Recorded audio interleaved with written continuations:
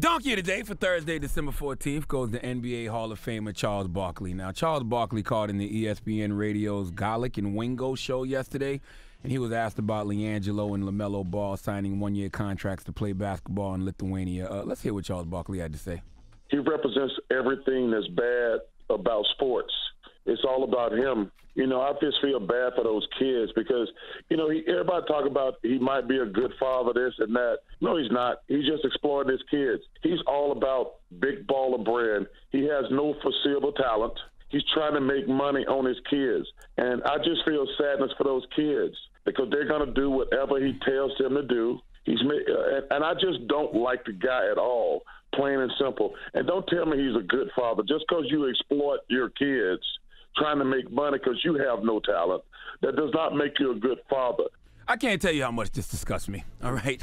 Charles Barkley, you should be ashamed of yourself. First of all, I have no idea why some of you Negroes are so invested in LaVar Ball and his family losing. I don't get it. I don't understand it. It makes absolutely no sense to me. That man is betting on himself, betting on his family, trying to establish his own brand so he can be Nike, so he can be Adidas, so he can be Reebok, instead of just working for them. And some of y'all Negroes really have a problem with that.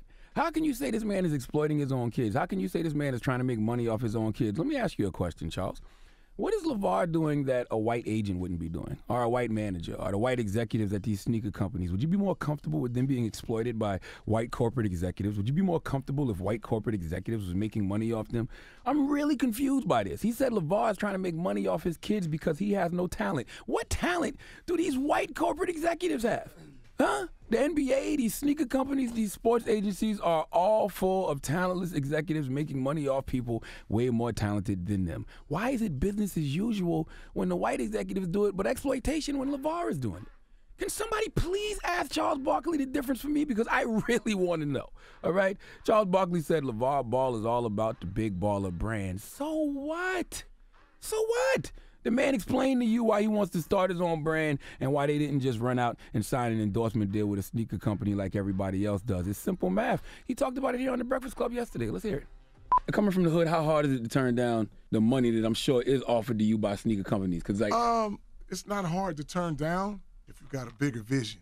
Got you. See, these guys just tell you, okay, we're gonna give you $10 million. They don't tell you they made $500 million off you. Mm. So now when they give you a 50% raise and give you $50 million, you be like, oh shoot, they done paid me. That's why they all get stuck at that endorsement deal at $200 million. Oh, they're gonna give you $20 million to start.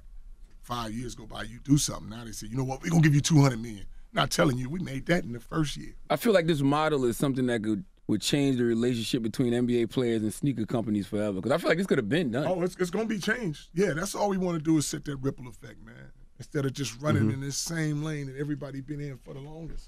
What's the problem? So you mad at that man because he's playing a legacy game? Because he's trying to set his family up to be wealthy for a long time by attempting to be the next big sneaker company instead of being the next big Negro signed to a sneaker company? How can you say he's trying to make money off his kids when I'm sure he's already turned down endorsement money from sneaker companies? If it was all about the money, he would have gotten an endorsement deal already, but he's playing the long game. Legacy, legacy, legacy. Why is that a problem? Now, this is what I hate more than anything. Say what you want about this man's business decisions, but how are we going to keep saying this man not a good father? Listen to what Charles Barkley had to say about LaVar's fathering skills. First of all, I wish there was a place further away from America they could send him. I would never leave my kids over there. If he's a legit father, he should stay over there with those kids the entire time. That would prove something to me. You know, people want to say he's a great father. Well, stay over there with those kids. I will never send my 2 teenage kids to Lithuania and then show back up in the United States the next day. I would stay with my kids if I was a good father. What evidence do we have to say that LaVar Ball is a bad father? He's a bad father because his sons listen to him? His kid's not on drugs, they're not selling drugs, they're not out robbing people, they're not in and out of jail. As long as we've been hearing about this family, the worst thing we've heard about these kids is Jello stealing a pair of shades out of a store with his teammates at UCLA. We haven't seen these kids be disrespectful to people. I mean, other than Lonzo disrespecting Nas a little, but you know what I mean. All right, all these young boys are getting paid to do what they love to do, which is basketball. LaVar has instilled discipline and work ethic in those boys to get them to this point, and we say he's a bad father? We are begging these young boys to not listen to their dad. As much slack as black fathers get for not being in their kids' lives, now we have a black father who is micromanaging his son's lives, and people have a problem with that. Charles, LaVar don't have to prove nothing to you. That man has been raising these kids, feeding these kids, guiding these kids since birth, got them to this point, and now all of a sudden he has to stay in Lithuania to prove to you that he's a good father. Well, who are you? These niggas, man. Now, here's the thing that really disappoints me about what Charles Barkley said. Listen to this. And I just don't like the guy at all, plain and simple. Play that again, man. Play that one part again. And I just don't like the guy at all, plain and simple. You just don't like the guy at all, plain and simple. He said he just don't like that guy. Well, Charles Barkley, house Negroes usually don't like field Negroes, so that's understandable. But I have never heard you say you don't like someone who is actually a threat to the black community. I've heard you make excuses for police officers who are killing unarmed African Americans. Correct me if I'm wrong, but I saw him campaigning for Doug Jones this week. I didn't even hear him say he straight up don't like Roy Moore. I've never heard you say you straight up don't like Donald Trump. If I'm wrong, somebody please correct me, but why are you so quick to denounce another black man and say you don't like him simply because he's challenging the system? Please give Charles Barkley the biggest hee-haw.